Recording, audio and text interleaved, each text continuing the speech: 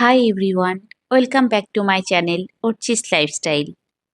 তোমরা যারা আমার ভিডিওগুলো দেখেছো তারা জানো আমি নারায়ণা হেলথ সিটিতে ডক্টর দেবী শেট্টির হসপিটালে গিয়েছিলাম ট্রিটমেন্ট করাতে। ট্রিটমেন্টের মাঝে একটু সময় পেয়েছিলাম, ভাবলাম শুধু হসপিটাল আর রুমের মধ্যে না থেকে ব্যাঙ্গালোরটা একটু এক্সপ্লোর করব। তাই চলে গিয়েছিলাম ব্যাঙ্গালোরের একটা ফেমাস শপিং ডেস্টিনেশন চিকপেটে। চিকপেটটা হলো কিছুটা আমাদের কলকাতার বড় বাজারের মতো। ওখানে সমস্ত সাউথ ইন্ডিয়ান জুয়েলারি আর শাড়ি হোলসেলে পাওয়া যায়। আর শপিং এর পরে ব্যাঙ্গালোরে এসে সাউথ ইন্ডিয়ান ফুড না খেলে হয়, তাই গেলাম ফেমাস রামেশ্বরম ক্যাফেতে। আজকের ব্লগে তোমাদের সঙ্গে পুরো দিনের সেই ছোট্ট ঘোরাঘুরি আর আমার এক্সপিরিয়েন্স শেয়ার করব। চলো তাহলে দেরি না করে চটপট শুরু করা যাক। দুপুরবেলা থেকে রান্না খাওয়া দাওয়া করে আমরা রওনা দিলাম চিকপেটের উদ্দেশ্যে। মার্কেটে পৌঁছে গলির শুরুতেই দেখছিলাম সাউথ ইন্ডিয়ান জুয়েলারিগুলো বিক্রি হচ্ছিল। আমিও যথারীতি দাঁড়িয়ে পড়লাম, দাঁড়িয়ে দেখছিলাম মানে কিরকম জুয়েলারিগুলো সেটে বিক্রি হচ্ছে না সিঙ্গেল বিক্রি হচ্ছে, সেগুলোর প্রাইস কিরকম সেগুলো একটু দেখে নিচ্ছিলাম। আজকে মার্কেটে যাওয়ার উদ্দেশ্য কিছু কেনাকাটি না, মার্কেটটাকে এক্সপ্লোর করার। এবার দেখবো যদি কিছু ভালো লাগে তাহলে হয়তো বা কিনতেও পারি, কিন্তু মেন উদ্দেশ্য ছিল এক্সপ্লোর করার। এই যে সামনের যে শপটা দেখা যাচ্ছে সুদর্শন ফ্যামিলি স্টোর, এর ভেতরেই আজকে আমরা যাব। অ্যাকচুয়ালি এটা হচ্ছে চিকপেটের একটা ফেমাস হোলসেল শাড়ি শপ। এখানে মানে সমস্ত সাউথ ইন্ডিয়ান শাড়ি হোলসেল দামে বিক্রি হয়। স্টোরের ভেতরে গিয়ে প্রথমেই দেখে নিলাম কোন ফ্লোরে কি আছে। তো এদের 6th ফ্লোর অবধি হচ্ছে মানে জামা কাপড়ের সেকশন, আর 7th ফ্লোর যেটা সেটা হচ্ছে ওদের রেস্টুরেন্ট। প্রত্যেকটা আলাদা আলাদা ফ্লোরে আলাদা আলাদা ভ্যারাইটি।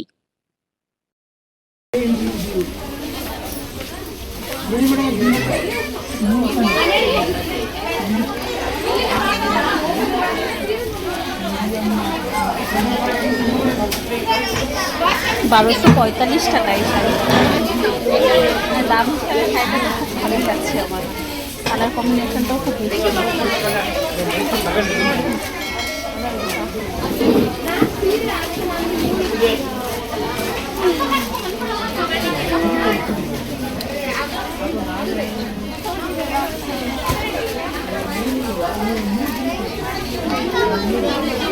ওখানে 1100 টাকা। এগুলো সব ব্যাঙ্গালোর সিল্ক। নিচটা মানে চওড়া পাড় আর এখানে গ্রাউন্ড ফ্লোরে ঢোকার পরেই দেখলাম এখানে যে কাউন্টার আছে সেই কাউন্টারে অনেক শাড়ি রাখা আছে। সেই শাড়িগুলোর দাম দেওয়া আছে। অ্যাকচুয়ালি এখন অফার চলছে, ওদের ডিসকাউন্ট চলছে।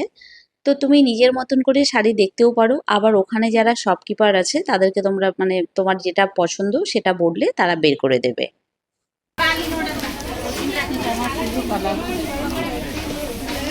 এটা ওই 1245।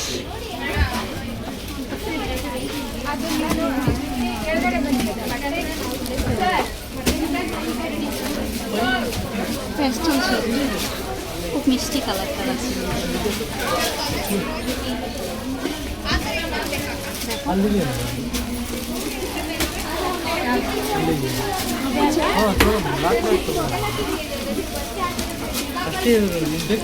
একটু দেখে নিই, হ্যাঁ, তারপরে ডিসাইড করবো।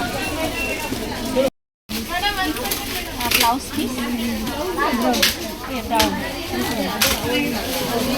Piece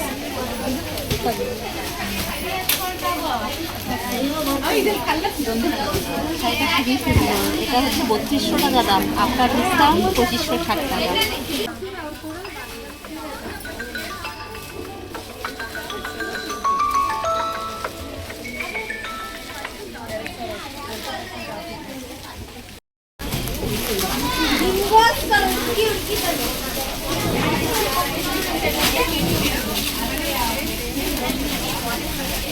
multi colour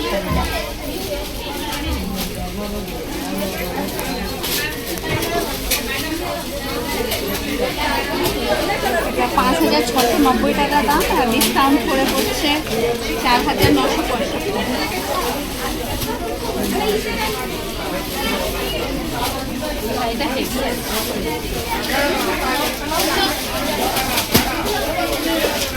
pink blue colour শাড়িটা।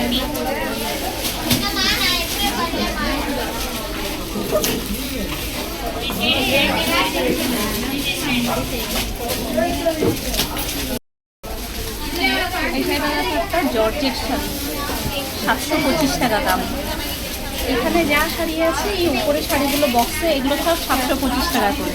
খুব সুন্দর কিন্তু প্রিন্টটা, দেখো সবগুলোরই প্রিন্ট সুন্দর, এটা বেশ ভালো লাগছে।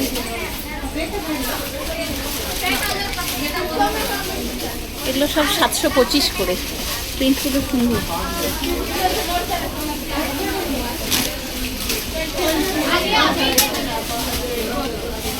725, 670, 700-800 টাকার মধ্যেই আছে। 670, 670।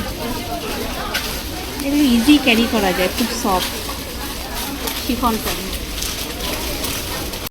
আমি কিন্তু শাড়ির কিছুই চিনি না, ঠিক করে পরতেও পারি না, কিন্তু ওই যে মেয়ে, শাড়ি পরতে না পারলেও চিনতে না পারলেও দেখার শখ তো আর কম নেই, তো দেখতে ক্ষতি কি, সেই জন্যই দেখতে চলে গিয়েছিলাম।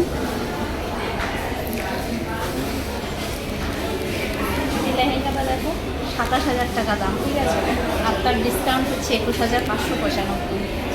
লসের কেউ করে কাজ করা।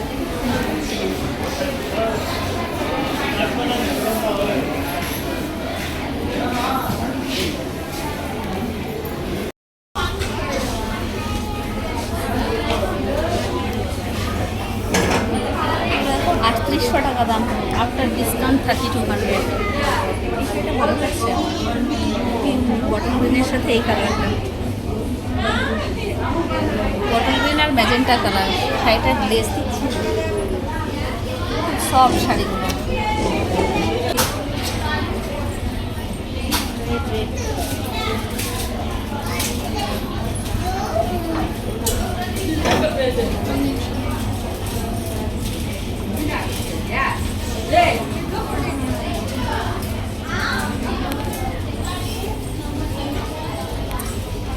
এটা ভালো লাগছিল, বাট এই পাটটা ভালো লাগছে না।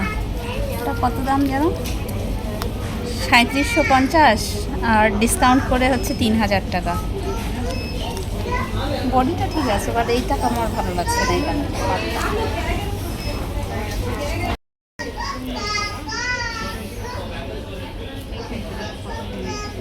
4000 টাকা দাম, ডিসকাউন্ট করে 3200।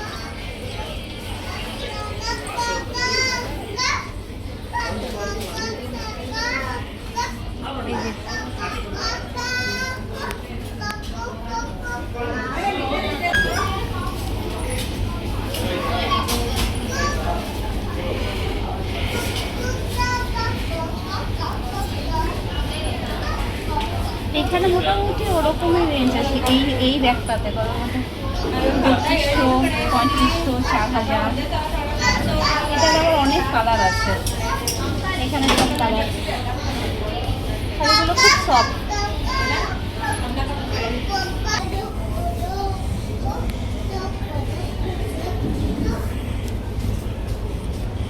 হ্যাঁ, ইয়েলোটাও ভালো লাগছে। ওই 4000, এই সেম দাম, 4000 ডিসকাউন্ট করে হচ্ছে 3200। শাড়িটা খুব সুন্দর শাড়িটা। গায়ে চাপো।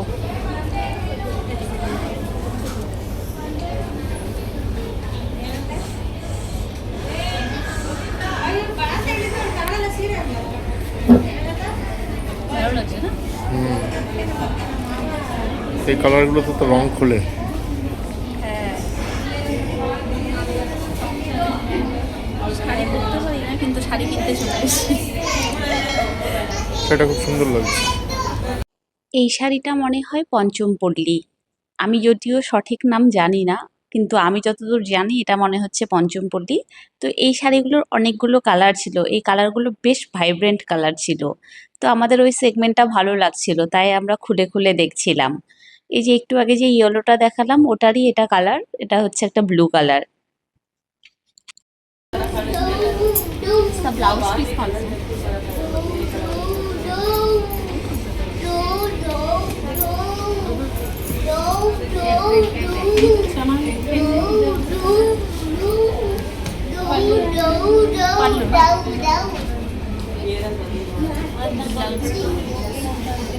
এই কালারটা प्राइस क्या 3200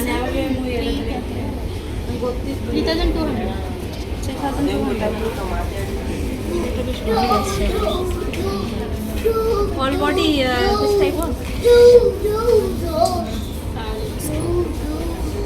এই কালার দেখো।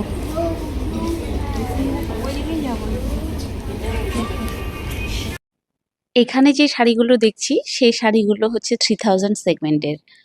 তো মোটামুটি এখানে যে শাড়িগুলো ছিল সেই শাড়িগুলো হচ্ছে প্যাস্টেল কালার, আর আমি একটু ভাইব্রেন্ট কালার পছন্দ করি।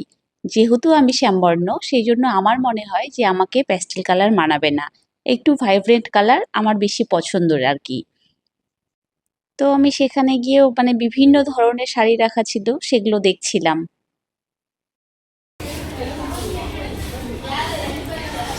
আমি গ্রিনটা চাই না, গ্রিন পার তো বলে দাও। একবার দেখে নিই ওদের কাছে। ম্যাক্সিমামগুলোই দেখছি, যেগুলো পছন্দ হচ্ছে বডি আমার পছন্দ হয়ে যাচ্ছে।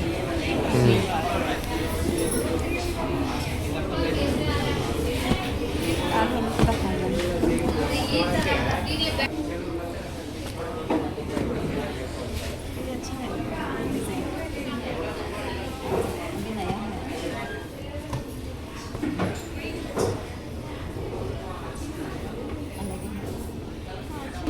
এটাও ভালো। ভালো লাগছে, এই ভালো। और ब्लाउज पीस प्लेन ना वर्क ना पूरा साड़ी को भी प्लेन ही ब्लाउज आएगा। मेरा बड़ा अच्छा है।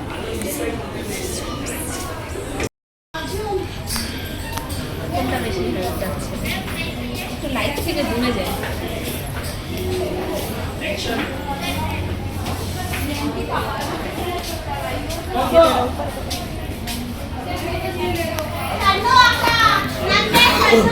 अच्छा लगाया जाता দোকানে গিয়ে শাড়ি দেখতে দেখতে আমার নিজেরই একটা শাড়ি পছন্দ হয়ে গেছে।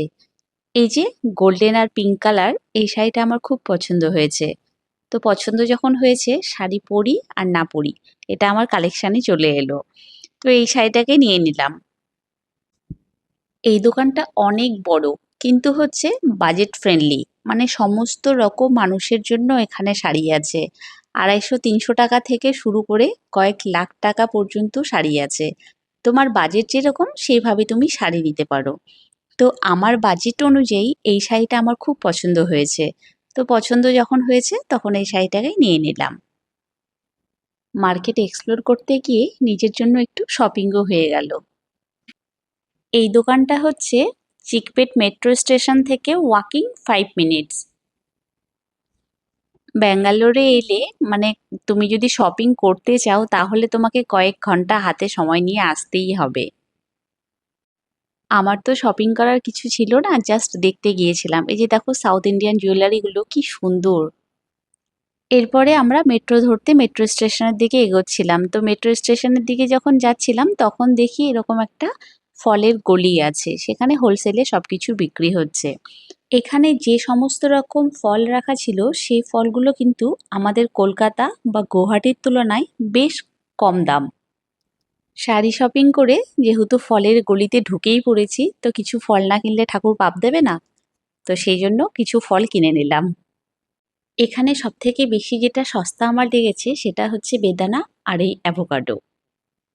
অ্যাভোকাডোটা খুবই সস্তা ছিল, 250 টাকা কিলো। এরপর আমরা মেট্রো ধরলাম চিকপ্যাড থেকে। তো চিকপ্যাড থেকে বোমাসান্দ্রা আসতে গেলে মোটামুটি দুবার মেট্রো চেঞ্জ করতে হয়। একবার হচ্ছে আরভি রোডে নামতে হয়, আরভি রোডে নেমে তারপরে হচ্ছে বোমাসান্দ্রার মেট্রো পাওয়া যায়। আমি তো বলবো যদি হাতে মেট্রোর অপশান থাকে তাহলে মেট্রোটাই বেছে নেবে, কারণ ব্যাঙ্গালোরে প্রচুর জ্যাম থাকে।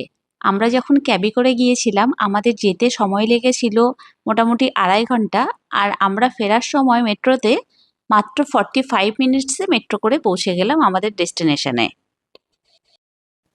এরপর চলে এলাম রামেশ্বরম ক্যাফেতে। এই রামেশ্বরম ক্যাফেটা হচ্ছে নারায়ণা হসপিটালের একদম কাছেই। এই ক্যাফেটা মানে রিসেন্টলি হয়েছে, আমি যখন 1 বছর আগেও গিয়েছিলাম তখন ছিল না, এটা খুব অল্প দিনে ওপেন হয়েছে। ক্যাফেটা ঢোকার পরে এরকম একটা আছে আদিয়োগী রাখা, আর বিশাল বড় স্পেস। ক্যাফেটার ভেতরেও বিভিন্ন জায়গায় বিভিন্ন ধরনের দেবদেবীর মূর্তি রাখা আছে। ক্যাফেটার ভেতরে ঢুকলে তোমার মনেই হবে না যে এটা কোনো মন্দিরে এসেছো না রেস্টুরেন্টে এসেছো। আমি তো ফার্স্ট টাইম এরকম ক্যাফে দেখলাম যেটা হচ্ছে কোনো ঠাকুরের মূর্তি বেসে তৈরি।